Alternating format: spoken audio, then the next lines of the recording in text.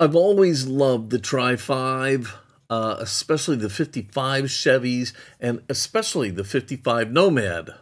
Don't go away.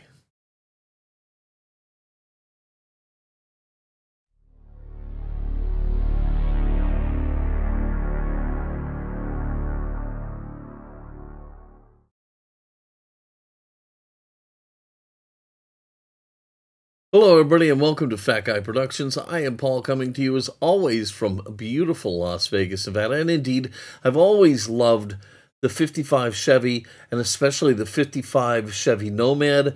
You know, a lot of car manufacturers have gone back and stolen things from cars of their past and had great success with them.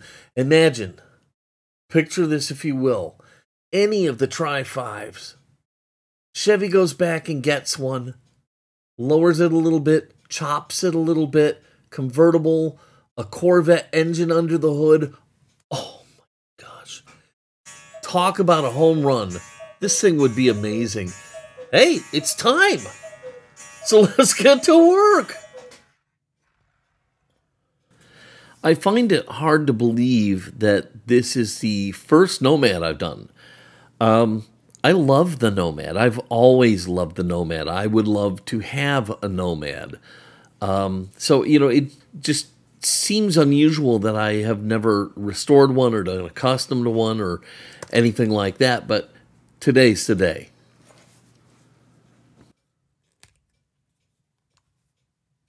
So we'll go ahead and begin the process, as always, by getting the car apart.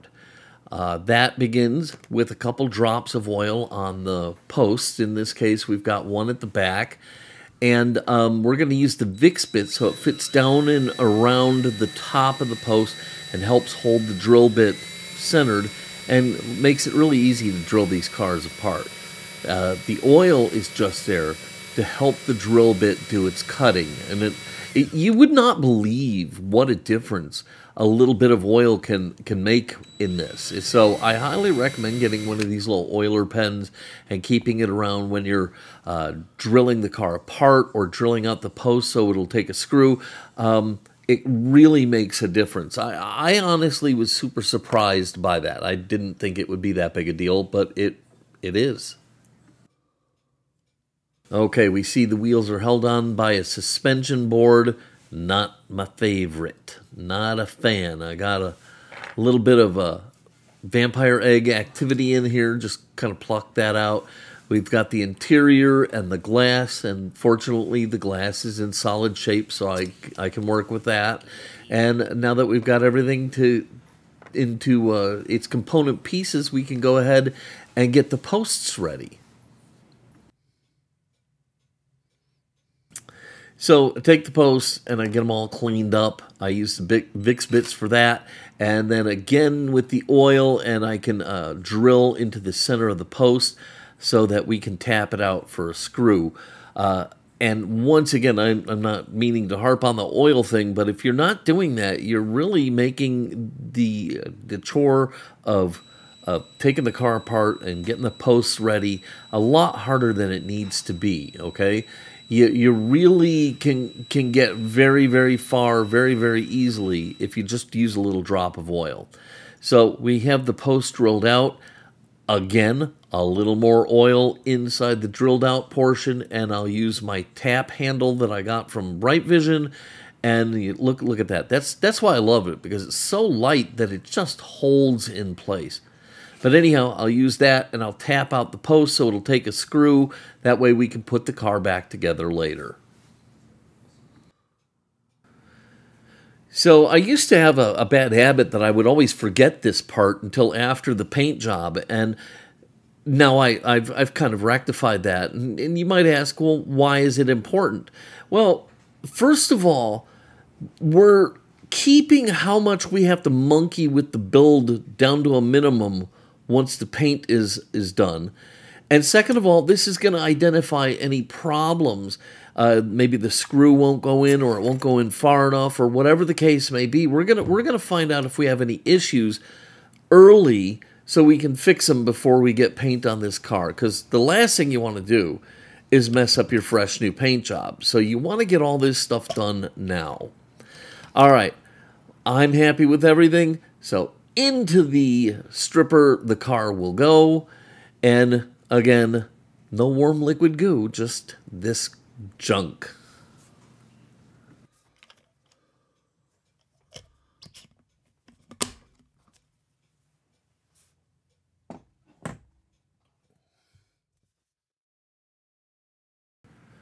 All right, so while the casting is in the stripper, we can go ahead and turn our attention to the base.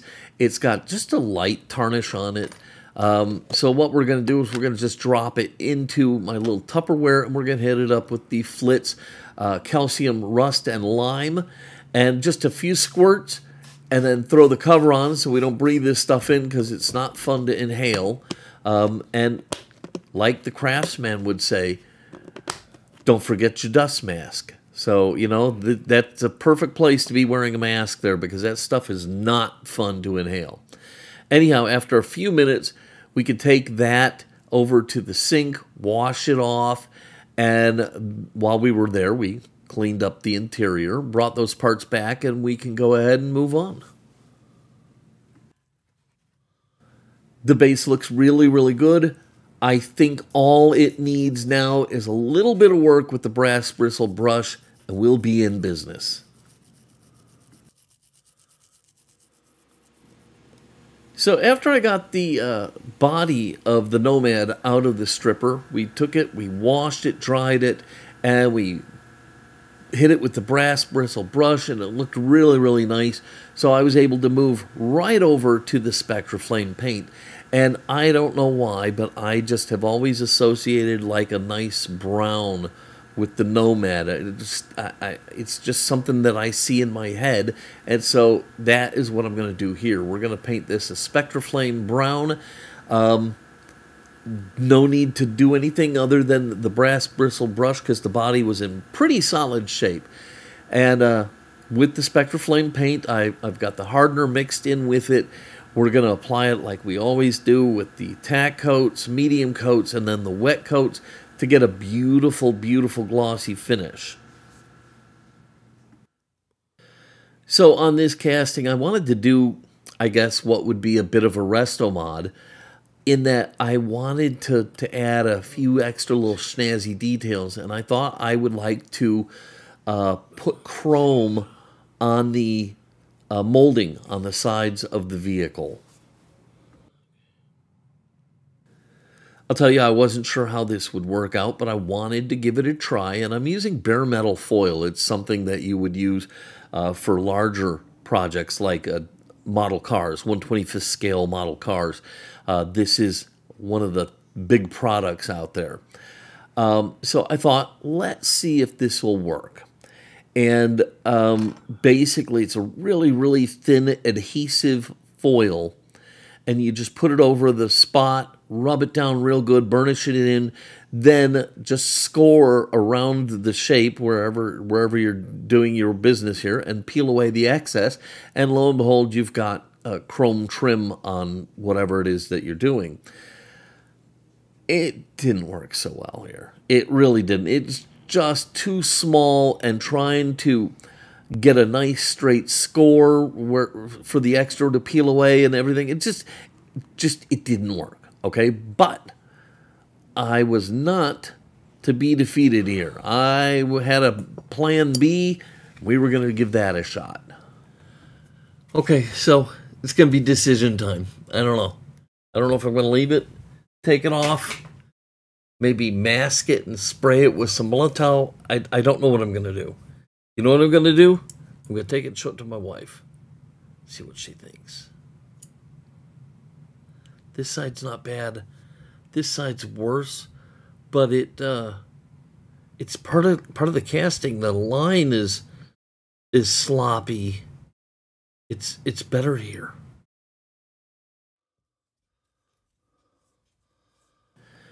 So the glass for my Nomad is in pretty solid shape, and it really just needed a cleaning and some polishing, and for that, I'll turn to Flitz.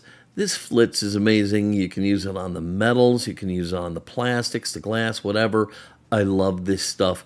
A little dab will do you, a little cotton bud, and just kind of burnish it in it and polish it out, and your glass is going to just look amazing. So yeah, I'm a big fan of Flitz, and it just makes short work of these kinds of things. So we'll go ahead and get this glass polished up, and it should look great. So after the Flitz, the glass looks amazing, and you could stop right there if you wanted to, but I'm not gonna. I love to use my gauzy. It takes that extra little step and makes the glass look just that much better. Gauzy, simple enough to use. A quick dip. Then you wick away from the corners, all the extra drips and stuff. Let that kind of soak off.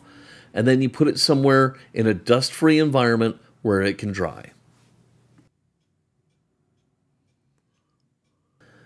So one of the other big names in diecast restorations, and I forget who it was, but it's somebody I consider a friend, so I'm not attacking them. They said that they felt like the Pledge floor care works as good as gauzy, and I disagree completely. I think the gauzy is easier and gives a better finish.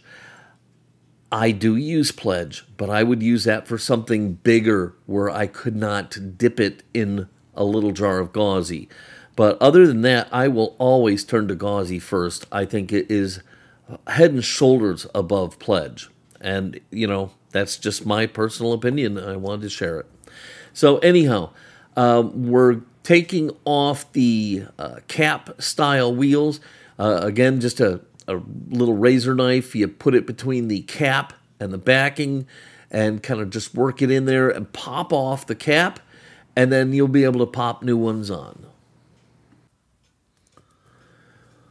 With the invention of the hot swap hubs, these cap-style wheels are still the easiest, still my favorite, but the gap between them and anything else has been greatly narrowed, man, I'll tell you. But still, these, it's just as simple as snapping a cap on it and you're in business. So we're about ready to put this casting back together, but remember the molding and how the bare metal foil didn't really work out so well? Well, not to be defeated, I masked the casting off using a little bit of tape, and then I airbrushed some Molotow chrome ink onto the molding, unmasked it. It came out fantastic. I was very happy with it. After that, I let everything dry. I did clear coat the car after that because I didn't want the Molotow to be damaged when the car was handled. So after the Molotow, I clear coated it, and now we're just going to put this casting back together, and then we can turn to a couple little details, and then we can call this done.